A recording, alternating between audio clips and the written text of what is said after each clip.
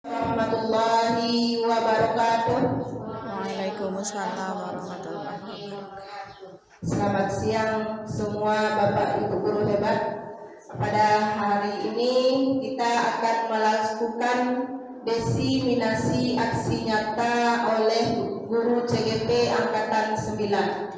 Baiklah, sebelum acara kita mulai, terlebih dahulu kita ucapkan puji dan syukur kehadirat Allah Subhanahu wa Ta'ala yang telah melimpahkan rahmat dan kurnia-Nya kepada kita bersama, sehingga kita dapat berkumpul di ruangan sekolah kita yang kita cintai ini. Dan tidak lupa pula kita kirimkan selawat serta salam kepada junjungan kita Nabi besar Muhammad sallallahu alaihi wasallam. Allahumma shalli ala Muhammad wa ala ali Muhammad. Baiklah, pada hari ini saya tidak akan memperpanjangkan kata-kata mukadimah. Ibu Kepala Sekolah SD Muhammadiyah yang sama-sama kita hormati, Bapak Ibu Majelis Guru yang sama-sama kita hormati, sebelum acara kita mulai, marilah terlebih dahulu kita membacakan Al-Fatihah.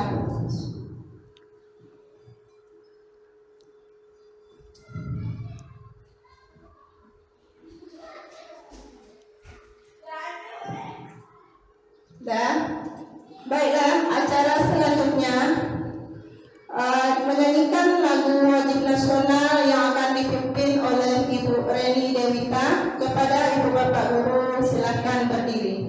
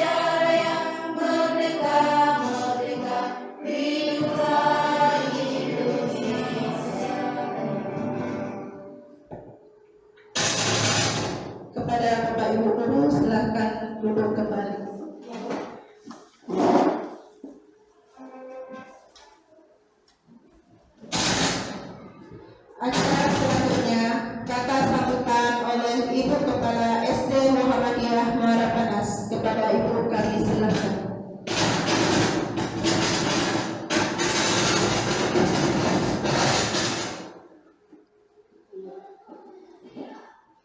Bismillahirrahmanirrahim. Assalamualaikum warahmatullahi wabarakatuh. Waalaikumsalam warahmatullahi wabarakatuh. Selamat siang Bapak Ibu guru hebat. Selamat siang, Bu.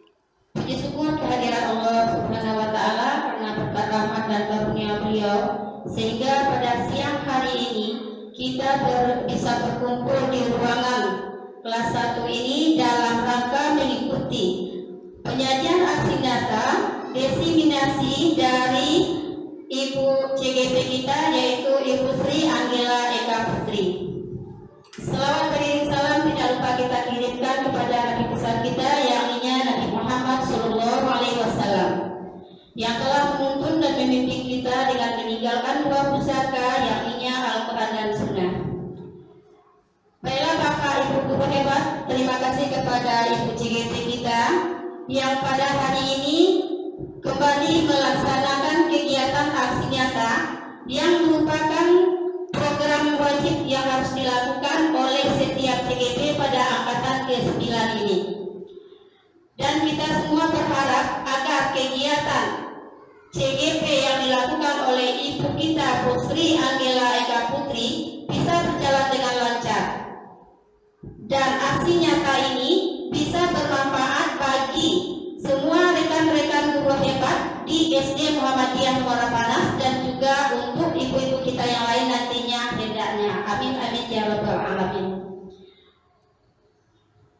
Bapak Ibu guru hebat, pada siang hari ini aksi nyata yang akan ditampilkan oleh Ibu Sri Angela Eka Putri sebagai CGP dari SD Muhammadiyah Muara Panas pada angkatan ke-9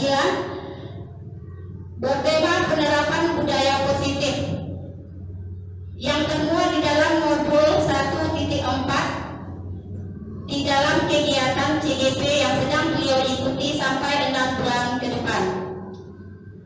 Nah, untuk Bapak Ibu guru hebat, semoga bisa nanti mengikuti kegiatan ini dengan sebaik mungkin dan dapat menerapkan semua aksi nyata yang telah disampaikan nanti oleh Ibu Sri.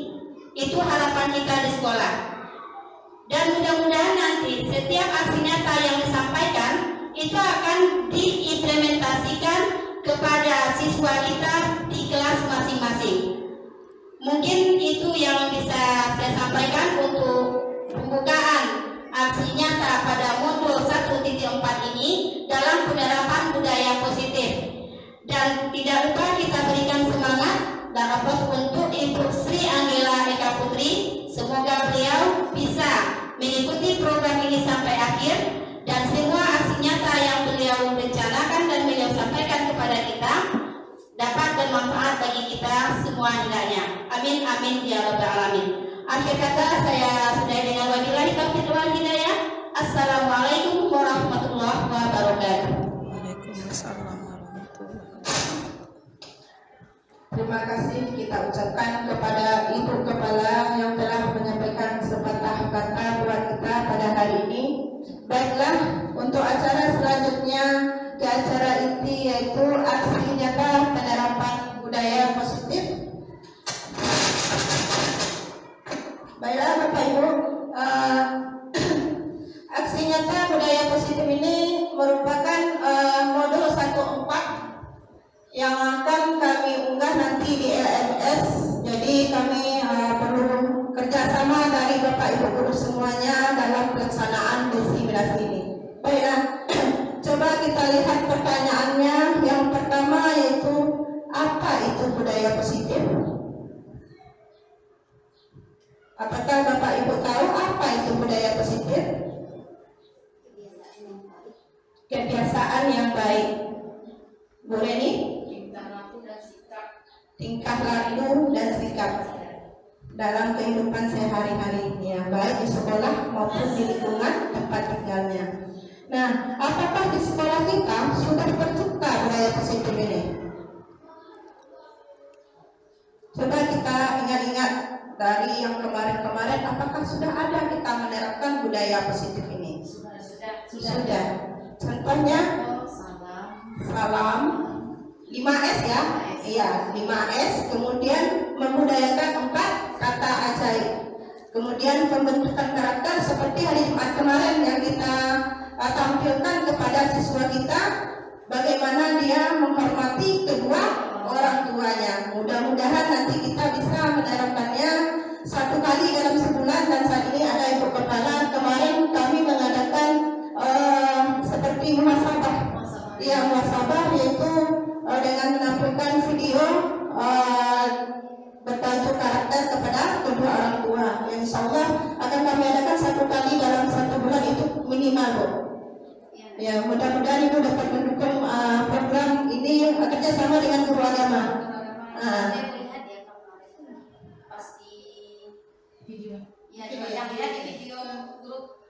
Alhamdulillah. Bu Krisna yang ini ya.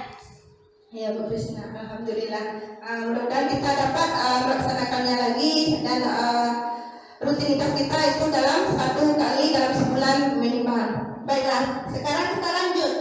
Tadi kita sudah melaksanakan budaya positif di sekolah. Tetapi apa itu budaya positif?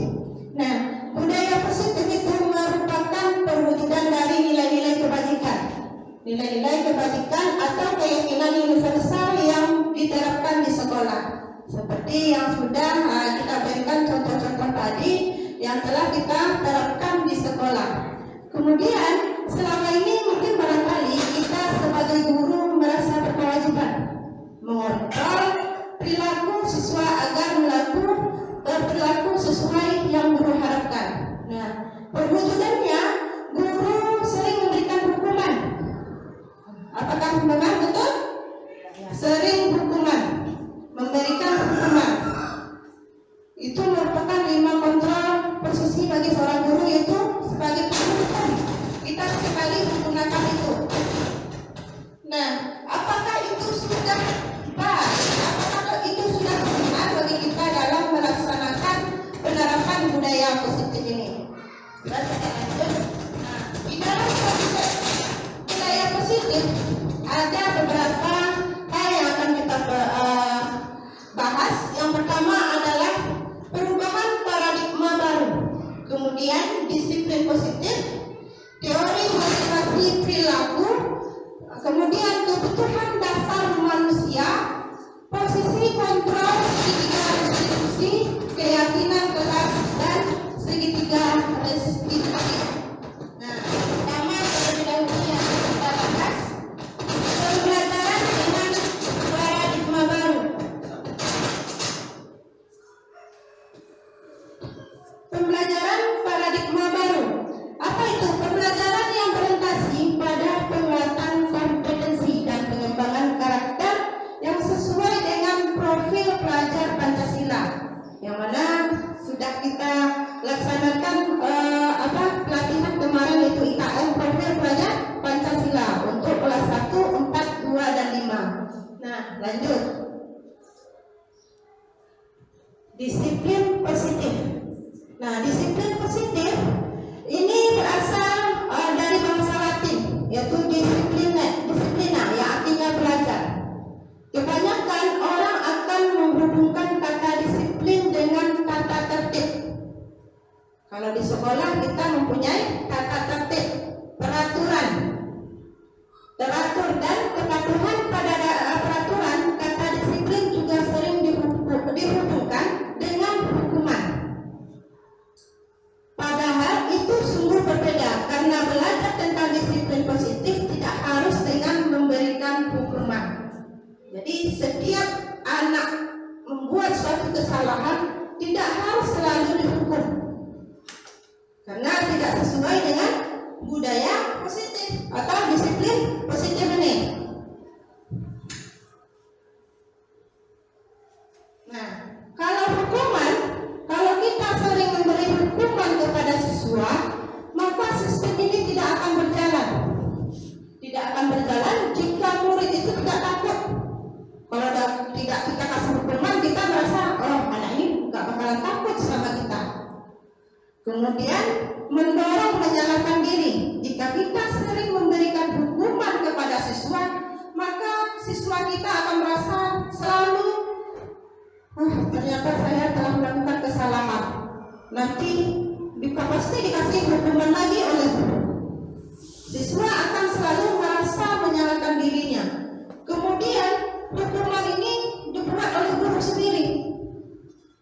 Dan kemudian anak belajar menyembunyikan kesalahan. Jika kita sering memberikan hukuman, maka anak atau siswa kita dia akan belajar menyembunyikan kesalahannya karena dia takut dengan hukuman yang akan kita berikan. Kemudian mengontrol anak dengan penguatan. Nah, dengan penguatan negatif. Jadi dengan hukuman ini maka dia akan berpikir negatif. Kalau seandainya saya buat salah, pasti saya akan dikasih hukum.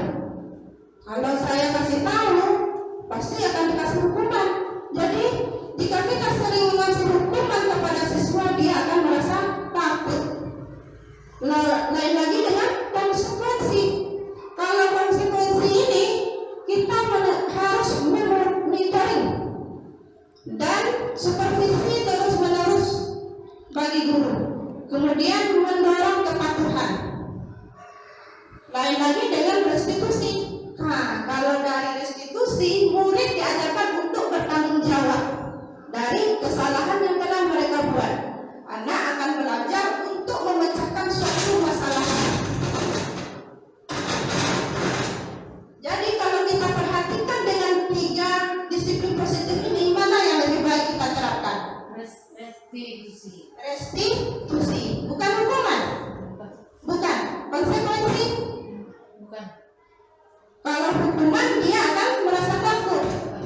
Ya, tapi kalau konsekuensi kita harus memenuhi poin secara berkelanjutan.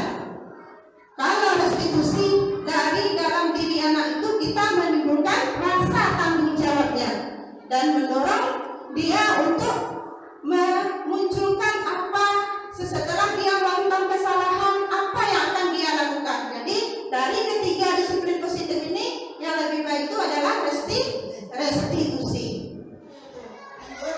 Nah, coba lihat perhatikan tindakan guru. Mencatat 100 kali di dalam buku kalimat, saya tidak akan terlambat lagi karena terlambat ke sekolah. Hukuman atau konsekuensi? Hukuman. Nah, lari mengelilingi lapangan basket 2 kali karena terlambat hadir di sekolah. Hukuman. Murid diminta untuk push up 15 kali karena tidak menggunakan masker ke sekolah. Hukuman lagi. Menggantikan kertas tugas teman yang telah dicoret-coret. Konsekuensi. Kemudian murid disuruh untuk mengenakan sepatu seharian di sekolah karena tidak mengenakan sepatu hitam. Hukuman. Lari mengelilingi lapangan basket 2 kali karena terlambat 10 menit untuk mengejar-kejarkan. Hukuman. Coba kita lihat jawabannya, Puji. Apa jawabannya? Nah, yang pertama itu adalah hukuman. Yang kedua hukuman, dan terakhir tadi hukuman ya, Bu ya. Ternyata itu adalah konsekuensi. Ya, berlari mengelilingi lapangan basket 2 kali. Ya, karena terlambat 10 menit itu untuk pelajaran beryoga. Itu konsekuensi. Nah, lanjut. Nah, dihukum oleh penghargaan. Menurut Al-Fiqh, penghargaan maupun hukuman adalah cara-cara mengontrol perilaku seseorang yang menentukan potensi untuk pembelajaran sesungguhnya. Lebih lanjut, Puan mengemukakan bahwa penghargaan memiliki pengaruh jangka pendek dan jangka panjang. Penghargaan tidak efektif. Penghargaan dapat mengurangi ketepatan, menurunkan kualitas, mematikan kreativitas, bahkan penghargaan dapat merusak hubungan. Nah, setiap kali kita mungkin selama ini kita berhadapan dengan memberikan penghargaan kepada anak itu sudah suatu perbuatan yang positif. Tetapi itu juga menimbulkan hal yang negatif karena itu berpengaruh pada jangka panjang dan jangka pendek. Nah, lanjut. Nah, kenapa? Karena penghargaan itu dapat merusak hubungan. Kenapa dikatakan penghargaan merusak hubungan? Ketika seseorang diberi penghargaan atau dipuji di depan orang banyak, maka yang lain akan merasa iri. Jika kita memuji murid di depan teman-temannya, maka yang lain dia akan merasa iri. Dan kemudian jika kita sering memberikan penghargaan kepada murid, kemungkinan murid-murid itu termotivasi cuma hanya untuk menyenangkan hati guru, bukan untuk dia bersikap jujur kepada gurunya. Dan kemudian penghargaan itu menciptakan persaingan di dalam kelas, persaingan di antara murid. Nah, dan juga menciptakan kecemasan. Dan lagi mereka yang percaya bahwa mereka tidak memiliki kesempatan untuk mendapatkan penghargaan dan akan berhenti mencoba. Jadi jika kita memberikan penghargaan, maka siswa lain akan beranggapan, dia itu saja akan dapat hadiah, kan dia pintar. Kita tidak. Jadi murid itu akan merasa dia tidak akan bisa, tidak akan sanggup untuk mendapatkannya. Lanjut, kemudian penghargaan menghukum. Nah, penghargaan menghukum, mereka tidak mendapatkan penghargaan. Misalnya dalam sistem ranking, mereka yang mendapatkan ranking kedua akan merasa paling dihukum. Dan kemudian memberikan penghargaan dan hukuman adalah hal yang sama, karena keduanya mencoba mengendalikan perilaku seseorang. Karena orang pada dasarnya tidak suka dikendalikan dalam jangka waktu lama, penghargaan akan terlihat sebagai hukuman. Kalau seandainya dia juara terus, dapat penghargaan. Jadi dia merasa itu hukuman jika dia dapat juara terus. Besok seandainya saya tidak dapat juara lagi, saya tidak akan mendapat hadiah lagi, tidak akan mendapat penghargaan lagi. Jadi dia merasa itu sebagai suatu hukuman. Nah, jika suatu penghargaan diharapkan, namun Anda tidak mendapatkannya, Anda akan merasa dihukum. Nah, masuk lagi kepada kebutuhan dasar manusia. Apa-apa saja kebutuhan dasar dari manusia? Yang pertama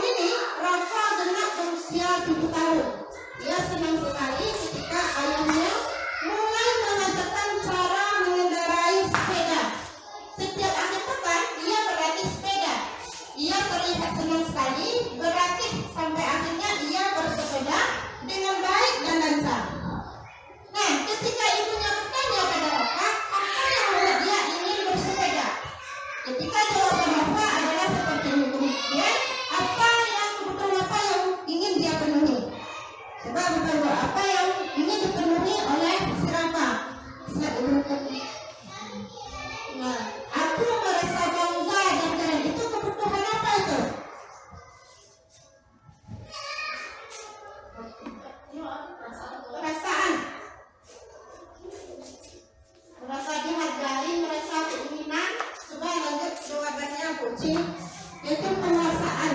Nah, kalau seandainya dia bisa jalan-jalan sore bersama teman-temannya, dia merasa mendapat kasih sayang dan diterima oleh orang-orang sekitarnya. Kemudian mengendarai sepeda itu seru, jadi itu merupakan sebuah kesenangan. Nah, dalam hal itu tentu kita perlu 5 posisi kontrol. Dalam mewujudkan budaya positif, kita perlu 5 posisi kontrol. Yang pertama adalah penghukum, yang kedua pembuat rasa bersalah, yang ketiga teman, pemantau dan manajer. Nah, kalau posisi penghukum, biasanya seseorang itu akan berkata, patuhi saya, patuhi aturan saya, atau awas kamu ya.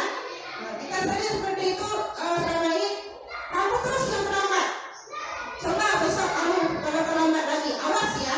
Nah, jadi kalau guru seperti ini senantiasa percaya hanya ada satu cara agar pembelajarannya bisa berhasil, yaitu caranya dia dengan menghukum. Nah, ciri khas penghukum adalah nada suaranya tinggi, bahasa tubuh, mata melotot, dan jari menunjuk-nunjuk menghadap. Misalnya, terlambat lagi kamu. Terlambat lagi, pasti terlambat lagi. Selalu datang terlambat. Kapan bisa datang tepat waktu? Nah, lanjut.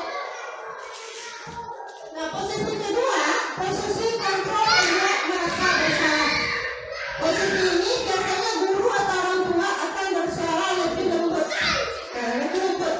Membuat rasa bersalah akan menggunakan keheningan yang membuat orang lain merasa tidak nyaman, bersalah atau rendah diri. Kata-kata yang keluar akan lembut, akan seperti ini. Bapak sangat kecewa sekali. Berapa kali Bapak harus memberitahu kamu? Gimana coba? Kamu berbuat salah.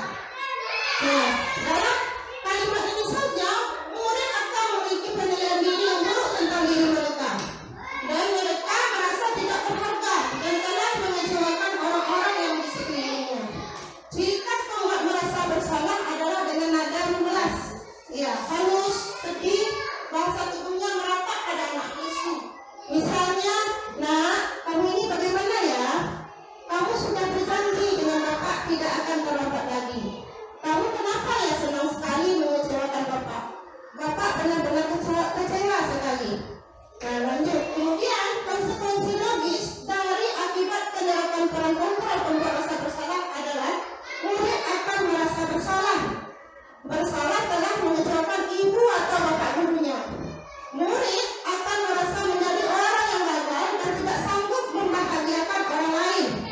Kemudian dia akan sikapnya akan seperti ini, lebih berbahaya lagi dari sikap penghukum, karena emosi yang tertanam rapat di dalam murid dan murid menahan perasaannya.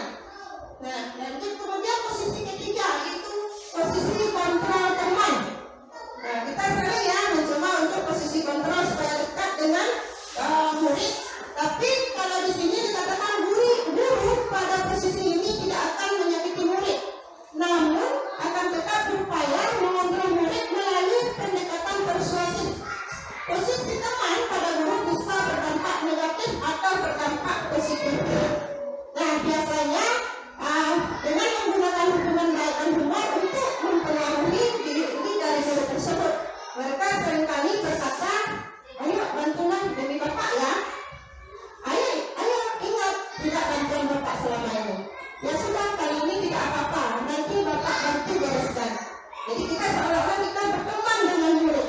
Dampak negatif dari posisi kontrol teman ini, bila suatu saat guru tersebut tidak membantu, maka murid itu akan kecewa.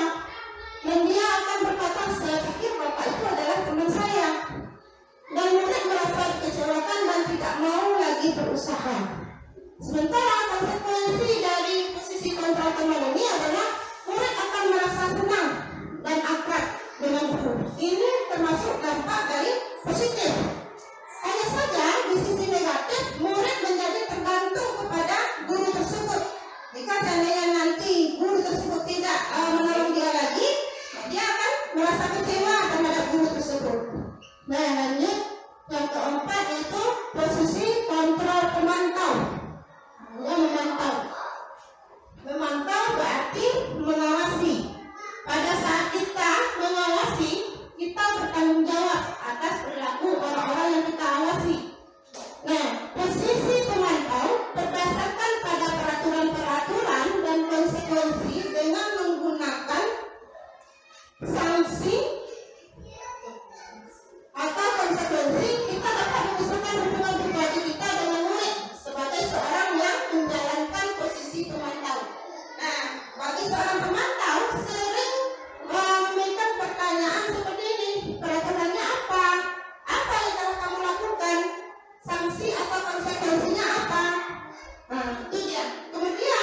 konsekuensi logis dari penerapan posisi kontrol pemantau, murid memahami konsekuensi yang harus dijalankan karena telah melanggar salah satu peraturan sekolah.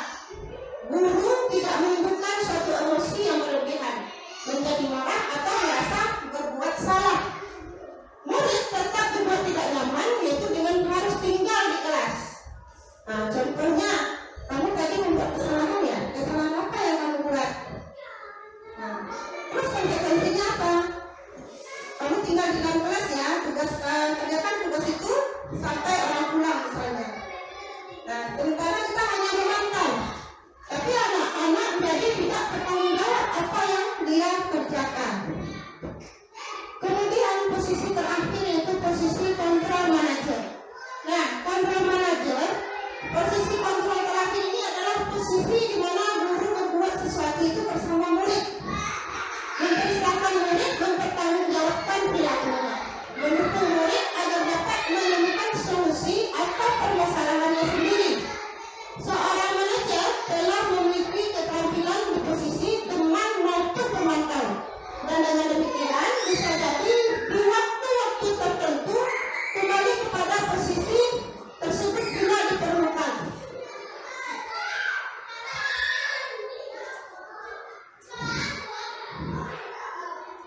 Namun bila kita menginginkan murid-murid kita menjadi manusia yang merdeka, mandiri dan bertanggung jawab, maka kita perlu mengacu kepada restitusi yang dapat menjadikan murid kita seorang manajer bagi dirinya sendiri. Di manajer, murid diajak untuk menganalisis kebutuhan dirinya maupun kebutuhan orang lain. Di sini penekanan bukan pada kemampuan membuat konsekuensi, namun dapat berkolaborasi dengan murid. Bagaimana memperbaiki kesalahan yang ada, seorang manajer akan berkata, apa yang kita yakini, apakah kamu meyakini? Jika kamu meyakininya, apakah kamu bersedia memperbaikinya? Jika kamu memperbaiki ini, hal ini menunjukkan apa tentang dirimu? Apa rencana kamu untuk memperbaiki hal ini? Nah, tugas seorang manajer bukan untuk mengatur perilaku seseorang, tetapi membimbing murid untuk dapat mengatur dirinya. Seorang manajer bukannya memisahkan murid dari kelompoknya, tapi mengembalikan murid tersebut ke kelompok dengan lebih baik dan jelas. Tadi kelima, posisi kontrol yang kelima yaitu manajer. Jadi setelah kita bahas yang kelima ini, yang lebih baik adalah posisi manajer. Ya. Anak di sini bisa bertanggung jawab. Iya, bertanggung jawab pada dirinya dan menimbulkan rasa tanggung jawab itu. Nah, sekarang itu mengenai keyakinan kelas. Mengapa keyakinan kelas? Mengapa tidak peraturan kelas saja? Nah, apa bedanya tata tertib dengan peraturan? keyakinan. Apa itu? Peraturan harus dipatuhi. Iya, peraturan harus dipatuhi. Kalau keyakinan Hasil dari musyawarah kesepakatan. Iya, kesepakatan. Ya, maka yang lebih bagus itu adalah keyakinan kelas. Karena kalau keyakinan kelas itu sifatnya tidak memaksa. Nah, tapi kalau peraturan kelas itu sifatnya memaksa. Iya. Kalau keyakinan kelas itu berasal dari murid tersebut. Nah, jadi dari murid itu menimbulkan keyakinan kelas. Nah, itu dia mengapa keyakinan kelas, mengapa tidak peraturan kelas saja. Nah, pertanyaannya, mengapa kita memiliki peraturan tentang penggunaan helm? Nah, helm ini apakah dia peraturan? Peraturan. Nah, kenapa? Karena kalau saja dia tidak pakai helm, akan mendapat kecelakaan. Jadi, karena helm itu merupakan keselamatan bagi pengguna kendaraan. Nah, mengapa kita memiliki peraturan tentang menggunakan masker dan mencuci tangan setiap saat? Itu termasuk apa itu? Apakah itu peraturan atau keyakinan kita? Keyakinan. Pertama mungkin peraturan ya. Di saat COVID kita Tapi diharuskan peraturan. memakai Tapi kalau masker. apa untuk kesehatan? Keyakinan. Tapi setelah kita lihat tindak lanjuti, itu merupakan keyakinan. Nah, karena kita akan beranggapan kalau kita tidak memakai masker, maka kesehatan kita akan terganggu.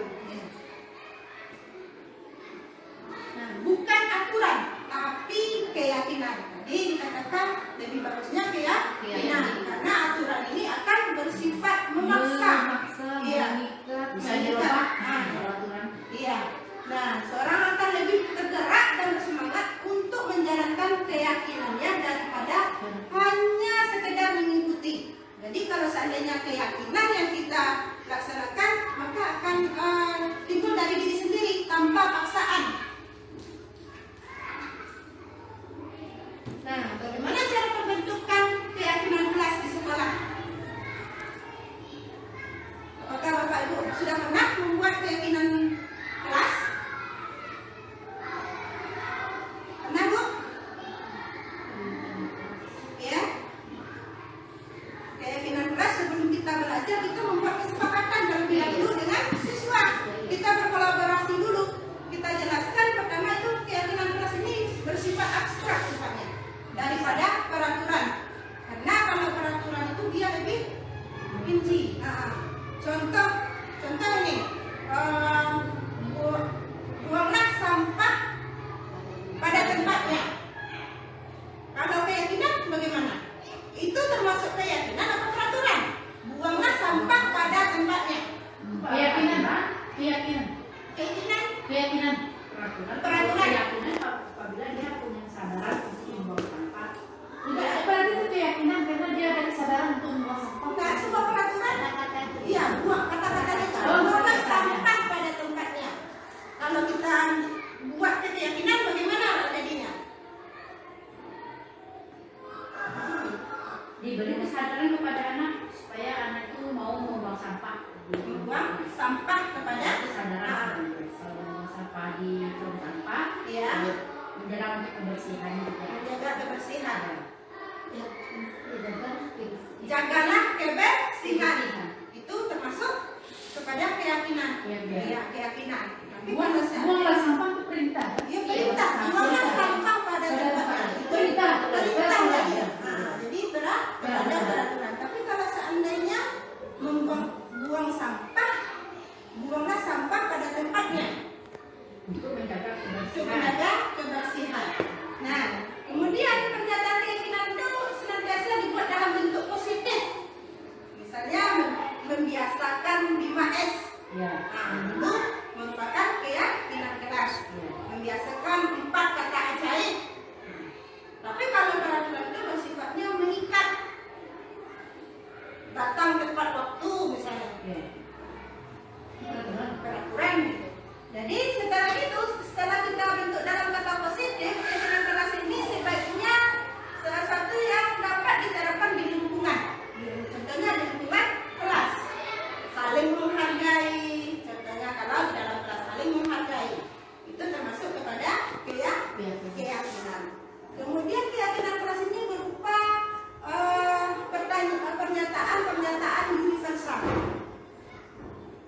Nah, kemudian keyakinan kelas hendaknya tidak terlalu banyak sehingga mudah diingat dan dipahami oleh semua murid. Jadi paling banyak itu 5 lebih bagusnya 5. Kita bikin kesepakatan dengan murid, lalu nanti kita jelaskan kepada murid apa-apa saja yang akan kita buat keyakinan, lalu nanti kita tempelkan bersama-sama dengan murid tersebut. Jadi bersama-sama dengan siswa untuk membuat keyakinan tersebut. Setelah itu kita tempelkan di depan dan siswa semua anggota kelas menandatangani di bawahnya.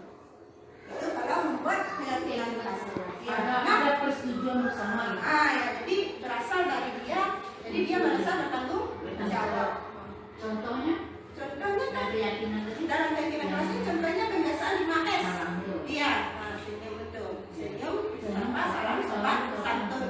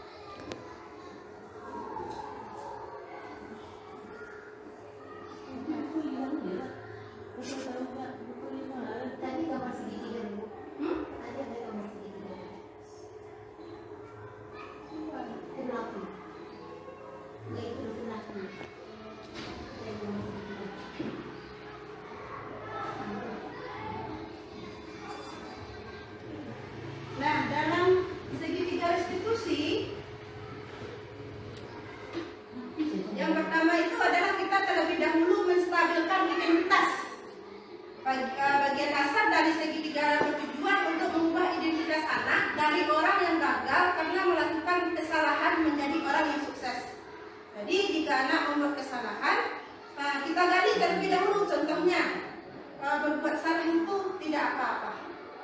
Tidak ada manusia yang sempurna. Saya juga pernah melakukan kesalahan seperti itu.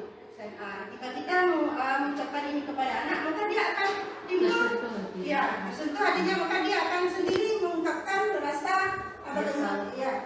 Jadi akan terbentuklah menstabilkan identitas tadi. Nah, yang kedua dari ini adalah validasi tindakan yang salah. Nah, validasi tindakan yang salah, setiap tindakan yang kita lakukan dengan suatu tujuan itu memenuhi kebutuhan dasar. Kalau kita memahami kebutuhan dasar, apa yang mendasari sebuah tindakan, kita akan bisa menemukan cara-cara yang paling efektif. Contohnya, padahal kamu bisa melakukan yang lebih buruk dari ini ya. Nah, kamu pasti punya alasan mengapa melakukan kesalahan ini, mengapa kamu melakukan hal ini. Jadi kita tanyakan kepada anak. Nah, kemudian yang terakhir baru kita menanyakan keyakinannya. Menanyakan keyakinan, teori kontrol menyatakan bahwa kita perlu pada dasarnya termotivasi secara internal. Jadi timbul motivasi dalam diri anak untuk memberikan kekuatan. Apa yang kita percaya sebagai kelas atau keluarga, apa nilai-nilai umum yang kita telah sepakati. Nah, itu contoh dari menanyakan keyakinan. Nah, ini ada kemarin membuat segitiga restitusi kepada anak.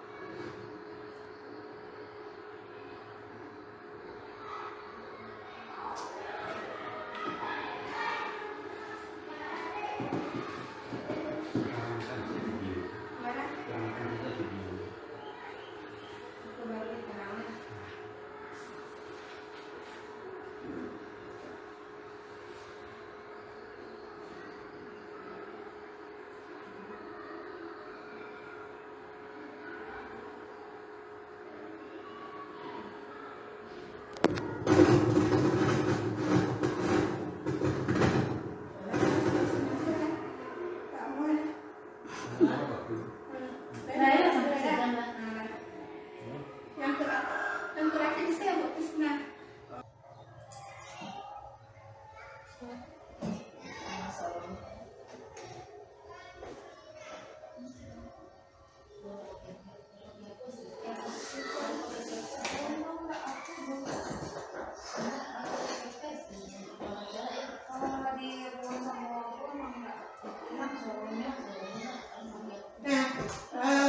Saya ceritakan saja pada saat itu si Afgan dia tidak memakai atribut lengkap dan kemudian rambutnya panjang. Nah, ketika dia melakukan kesalahan itu, saya panggil ke dalam kelas, lalu saya lakukan segitiga restitusi dengan menanyakan dengan validasi kesalahannya tersebut. Dan Afgan mengatakan dengan lancar apa yang menjadi kesalahannya dan bertanggung jawab untuk memperbaikinya pada kemudian hari. Lanjut, kemudian ada lagi yaitu Miko.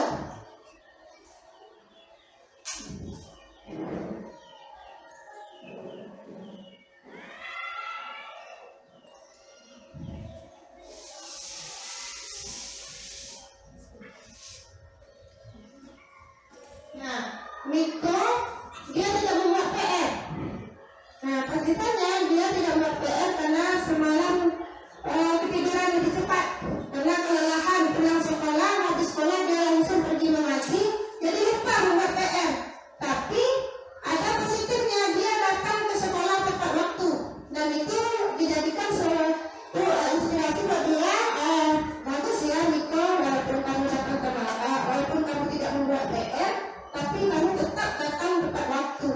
sehingga itu menjadi motivasi bagi diri Miko. Baik Bu, seterusnya saya tidak akan melakukan kesalahan ini lagi. Saya akan memperbaikinya dengan membuat PR dan menggunakan waktu dengan sebaik-baiknya. Afda tahu kenapa Ibu panggil ke sini? Kenapa? Kenapa nak? Minggu yang lalu Ibu pernah memberi pengumuman bahwa pada hari ini kita akan ujian. Dan untuk mengikuti ujian, anak-anak Ibu semuanya, baik yang perempuan maupun yang laki-laki harus dalam keadaan rapi. Kalau yang laki-laki, jika rambutnya panjang, tolong dipotong. Nah, sekarang kenapa Afdal Ibu panggil ke sini? Apakah sudah tahu? Kenapa?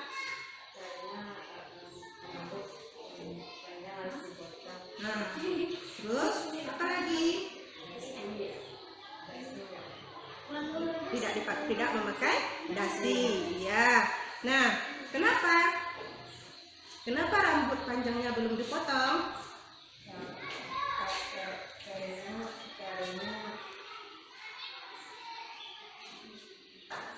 Belum kenapa nak? Belum apa?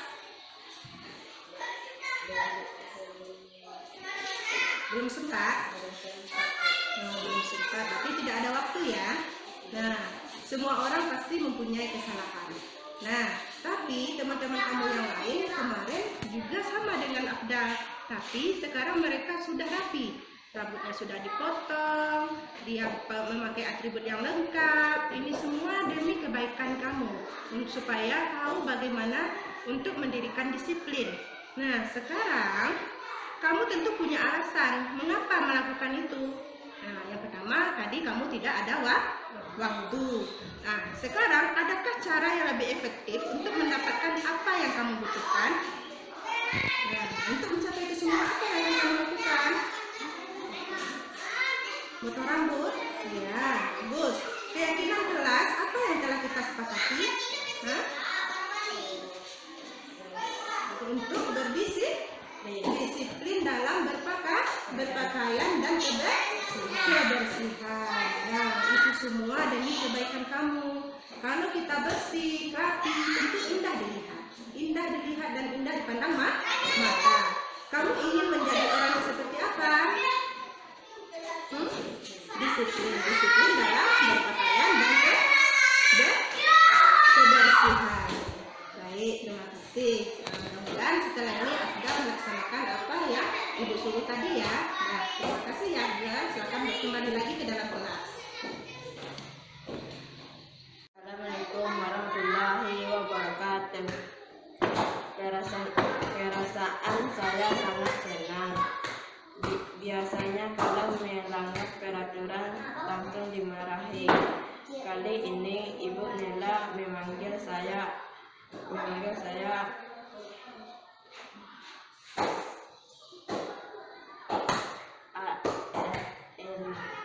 menasehati saya. Assalamualaikum warahmatullahi wabarakatuh. Miko, kamu lagi ngapain? Buat PR. Coba kamu berdiri. Kenapa kamu buat PR sekarang? Tidak sempat. Kenapa tidak sempat, nak? Karena semalam Ketiduran. Terus tadi pagi kamu terlambat ke sekolah? Tidak. Jadi kamu hadir tepat waktu ya? Ya. Jadi sebenarnya setiap orang itu mempunyai kesalahan. Jadi jika kita mempunyai kesalahan, kita harus memperbaikinya. Karena sebelumnya teman-teman kamu juga ada membuat kesalahan yang serupa dengan kamu. Tapi mereka berhasil untuk merubahnya kembali dan memperbaiki kesalahan tersebut. Nah, kamu tentu punya alasan mengapa melakukan ini. Kenapa kamu sampai tidak sempat membuat PR? Ketiduran. Jam berapa kamu tidur semalam? Jam 8. Cepat sekali kamu tidur ya, kelelahan.